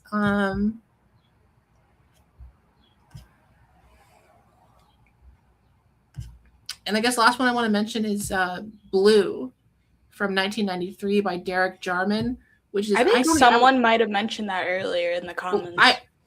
Blue it's less film and more audio art piece, because it was created by a man who was literally dying of AIDS when he made it, and his vision was going. He was losing his vision. So the entire film is just the color blue. It's just one shot of a blue screen with like poetry and audio and storytelling in the background. So it's more like an audio drama than it is a film. But gorgeous in that it's an audio drama and the circumstances in which it was made. Victor Victoria from 1982. True. With Julie Andrews. Yeah, that's a movie I would love to make a video on eventually. There's like one big one that I forgot to mention in regards to, not big one, but just like when we were talking about like stuff like Pariah and like seeing like black queer representation. One movie I forgot about until now is Passing. Did you ever watch that with Tessa Thompson? Oh no, I haven't. I'm mixed, so I love that movie. I feel like it kind of went under the radar. Rebecca Hall, I think a lot of people don't realize, is a mixed actress who directed the film, and I feel it's based on like a famous source material. But I love that movie, and it technically counts as like having a queer element to it, besides it being such a interesting take on like being mixed in society. The whole movie, I think the cinematography is gorgeous because it's filmed in black and white. I mean, it's kind of on the nose, but like the cinematography is so gorgeous. But that's an underrated queer movie with black leads in it. And besides that, I feel like Tessa Thompson in general just does not get credit for just as a queer actress. Like, if you think about all the films she's done, I mentioned Dirty Computer earlier with Janelle Monáe. Tessa Thompson's in that. Passing. Hedda, which came out last year, was like a queer reimagining of Hedda, where Tessa Thompson plays Hedda, and it's with Nina Hoss from Tar, and Imogen Poots. I feel like she is like one of my favorite actresses, and I've seen a lot of her movies, and she does a lot of like consistently queer projects. And including Passing. Yeah. There's I haven't seen Passing, but I remember hearing about it when it came out. Yeah, since I feel like when people talk about that movie, they talk more about what it says about race relations more so, but there is a lot of queer subtext to the original source material from what I've heard, and they play with that in the movie. Yeah. There's two more I want to bring up before we wrap this up. For One sure. is Trans America from 2005, which is Felicity Huffman playing a trans woman who is traveling across the country with her long-lost son to go get gender-affirming surgery. That movie, terrible movie. Felicity Huffman was nominated for Best Actress that year for playing a trans woman. Well, if you're talking about terrible trans representation, or like some that people consider dated, how do you feel about something like Danish Girl? Like, do you like that movie or no? Yeah, I never watched Danish Girl, but that's another one where I have to make a video on it eventually because it's just so. Since I liked it at the time, but I feel like some people were like, we need to stop casting like cis actors as like trans people. Yeah, and that's a very big one of just like Eddie Redmayne himself has said since then, like, yeah, I should not have accepted that role. Like, that should have gone to someone else. But it exists. Should we even mention Amelia Perez? Amelia Perez is a different example, completely different example of just like, this should not exist. Don't even get me started on the fact that Carla Gascon will now forever be the first trans woman to be nominated for Best Actress. Like, that's just, can't take that away. That's just what it is now. Now she's playing villain roles, which I find funny. Yeah, I haven't even checked, like I thought she was kind of blacklisted, but I thought so too, and then I heard she was gonna be in like a Spanish Western, and where she played, like, she's embracing that she's a villain now. I'm like, okay. Oh yeah, she's in an upcoming film called Trinidad. I think that might have been the one I heard about, the Western. All right, whatever. I don't care.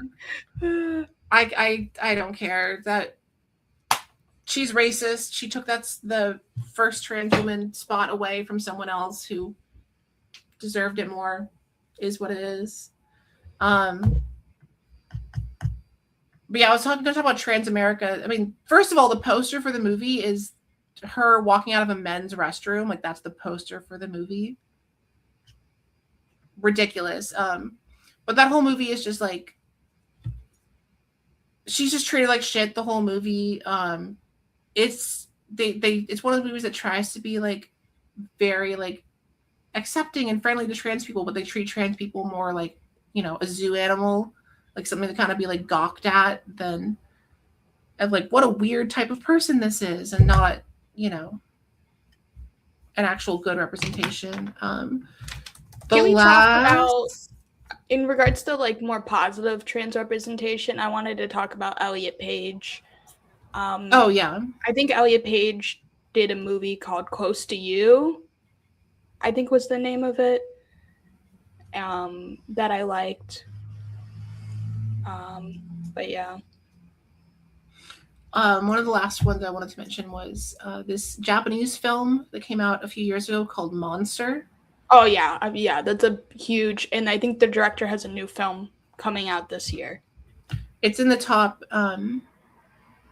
It's like in the top 100 highest rated Letterboxd movies, or movies on the Letterboxd rather. But that's another one where it's like the queerness of it is partly a plot twist. Interesting. But I think that one handles it really well, and the ending is like heartbreaking. Yeah, the director has like 2 upcoming like movies that came out that was at Cannes this year. One of them was Sheep in the Box, and the other is an anime live action remake called Look Back. Oh, Look Back was incredible. I didn't know that was the same. No, well, the live action remake is going to be directed by the guy who did Monster. Yeah, no, that in live action is going to be so heartbreaking. Sorry, I'm just like gonna pick things up over here. Okay. Yeah, we do need to wrap this up because I gotta hop on to another for call. sure. I was about to wrap up anyways since you mentioned those last two movies. But yeah, I hope everybody had fun listening to this discussion with Evasive and I, and maybe learned some stuff along the way. I think we were talking about some important stuff.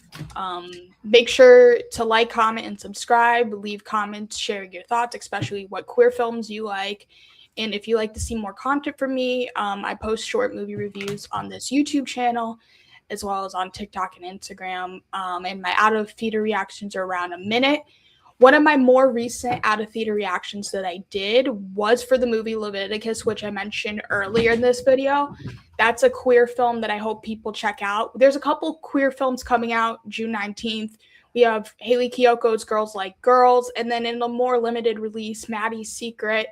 I think the director is queer. And there's a RuPaul movie. Stop That Train is also came out this weekend. Like, check out some queer films and support some queer filmmakers. And then the next live stream I'm going to be doing is Saturday, June 27th. And next week we're taking a break. And please let me know what other topics you want to see me cover next in the comments. And Evasive, is there anything you'd like to plug before we sign off? No, just watch my videos. Yeah, check out Evasive's channel if you haven't already. Huge channel, covering a lot of queer stuff. That in general, some titles we mentioned today, definitely worth checking out. And thank you so much. Yeah. All right, I gotta hop on another call. Bye, everyone. Bye.